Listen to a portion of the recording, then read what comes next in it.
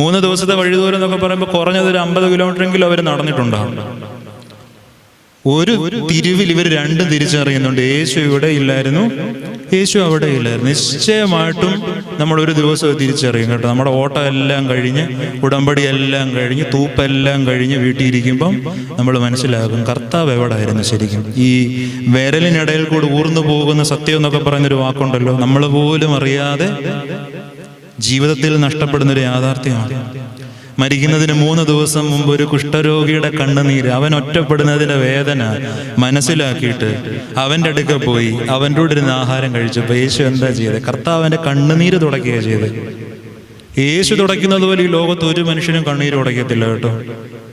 എനിക്ക് തോന്നുന്നു ഒരു 60-70 വയസ്സായവർക്ക് ഇച്ചിരി കൂടെ മനസ്സിലാവും.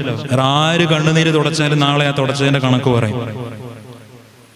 നിങ്ങൾ ഈ കുമ്പസാരത്തിന് വന്ന് മുട്ടുകൂത്തി നിങ്ങളുടെ ഹൃദയം